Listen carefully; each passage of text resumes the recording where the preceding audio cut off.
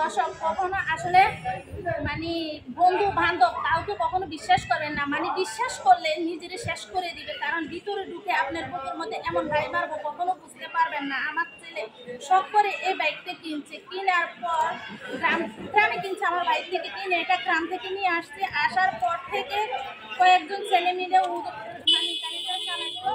বন্ধু বান্ধব কেমন জিনিস আসলে বুঝেন না। যদি আপনাদের সাথে বন্ধুরা বান্ধবরা এরকম কাজ করে তাহলে বুঝতে পারবেন। এই ছেলেরা আমার ছোট ছেলেরা আমি সব করে এই বাইকটা কিনে দিচ্ছি, কিনে দেওয়ার পর পরে ছেলে বন্ধু বান্ধব নিয়ে ঘুরতে, সে বন্ধুরা কিভাবে ওর চাবিটা ওর থেকে নিয়ে বানাইয়া তারপরে ওরে নিয়ে মানে কি যে করছে কি যে বলবো আসলে বলার ভাষায় আসে না। মানে বন্ধু বান্ধব যে আপন মানুষ তারে ওর বাইকটা চুরি করছে, কিন্তু ওই বাইকটা আমি খুব কষ্ট করে ওরে কিনে দিচ্ছি। ওর কান্না ওর আকুতি আমি কোনো কিছু সহ্য করতে পারি না। আমি তো মা, তার জন্য আমি কিনেছি, কখনো ভাবছি কিনে দেবো না, তারপর কিনে দিলাম।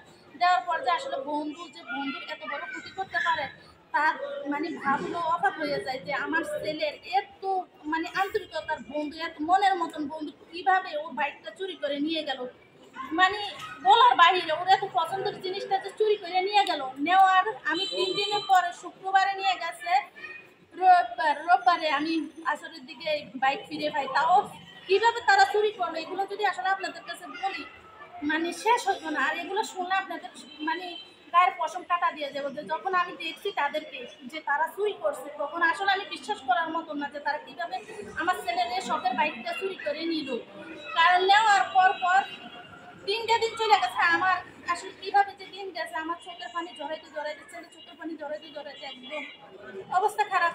আসলে বলার মতো বলি যে ভাষা নেই। তারপর ভাবছি আপনাদের সাথে শেয়ার করি, ভবিষ্যতেও যদি আমার কোনো একটা সমস্যা করি তাও ভাবতে পারি যে আমার ভিডিওতে আছে যে এই অবস্থা হয়েছে, বন্ধু হইয়া যে এরকম ক্ষতি করতে পারে। কখনো বিশ্বাস করবেন না। বিশ্বাস করে আপনার অন্তরের ভিতরে ঢুকাবেন, আপনার অন্তরে ভাই দিয়ে ওরা চলে যাবে। একটা কথা মনে রাখবেন, কখনো বন্ধু বলতে কিছুই নেই, বন্ধু বলতে কিছু নেই। নিজে বন্ধু মা বাবারে যদি ছেলে হয় তাহলে মা বাবার কথা শুনবে। আমার ছেলে আসলে বলছিলাম যাবো এখন বাইক কিনে দিব না, তারপর কিনে দিচ্ছি। যাই হোক ছেলের শখ পুরান দিয়ে কথা, কারণ মা বলে কথা, ছেলের শখটা আর অপূর্ণ রাখতে পারি না, এটা ভাববে আমি এই বাইকটা কিনে দেই। তো এর মধ্যে আমার ছেলের বাইকটা চুরি হয়ে যায়। তাও ও কোথায় গেছে, কোনাপাড়া মিনি কক্সবাজার চলে গেল ওরা খাইছি। এটা আল্লাহ ছাড়া কোনো মাবুদ জানে না। আসলে আল্লাহ সহদা থাকাতে আমি বাইকটা খাইছি, নইলে কিন্তু বাইকটা পাইতাম না। তো আসলে সব করে একটা জিনিস কেনার পর যদি হারাইয়া যায়, 10টা টাকা খাইলে কোনো আফসোস লাগে না। যখন আসলে 10টা টাকা হারাইয়া যায় তাহলে কি কষ্ট লাগে। তার মধ্যে তো এটা 10 টাকার জিনিস না, লাখ লাখ টাকার জিনিস। বহুত কষ্ট করে আসলে আমি এই জিনিসটা কিনছি। জানেন আপনারা আমি স্বপ্নের বাড়ি ছাদ ডালাই দিয়েছি।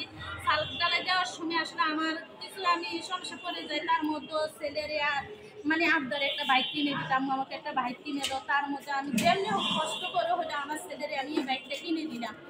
কিনা দেওয়ার পর তো আইসা যাও কয়েকদিন ছাড়লে এর মধ্যে ওর একটা দুর্ঘটনা হয়ে গেল, একটা অ্যাক্সিডেন্টও করলো। তারপরে যাই হোক ভালো হইলে আবার বন্ধু বান্ধব নিয়ে ঘুরতে বের হইলো, তার মধ্যে যে বাইকটা চুরি হয়ে গেল। এটি সবচেয়ে মানে কষ্টের, যে আসলে হারানো মানে নিজের এই পছন্দের জিনিস যখন হারাইয়া যায় তখন যে আসলে কার মনে কতটুকু এটা আসলে যার হারায় সে বুঝে। তো এখন আসলে কি করা উচিত, আপনারা আমার ব্লগটা দেখার পরে আপনারা একটু কমেন্ট করবেন যে আসলে আমি কি করলে আমার ভবিষ্যতে ভালো হইব, ছেলের ভালো হইব। আসলে কি আমি বাইকটা রাইতে দিলে ভালো হইব না বাইকটা ছেড়ে দিলে ভালো হবে, এটা একটু আপনারা কমেন্টে আমারা জানাবেন প্লিজ। আর আমার ভিডিওটি এ পর্যন্ত। যদি ভিডিও কোনো অংশ আপনাদের মনে হয় যে না আপনি একটা কমেন্ট করলে আপনি উপকার হবে, তাহলে একটা কমেন্ট করবেন। আর কখনো বন্ধু বান্ধবকে বিশ্বাস করবেন না, বিশ্বাস করলে মনে করবেন শেষ। কারণ আমি কখনো ভাবিনি যে যে ছেলেরা এই কাজটা করছে, আমার ছেলের বাইকটা চুরি করছে, কখনো ভাবতে পারি না যে ওরা এমন ভাবে।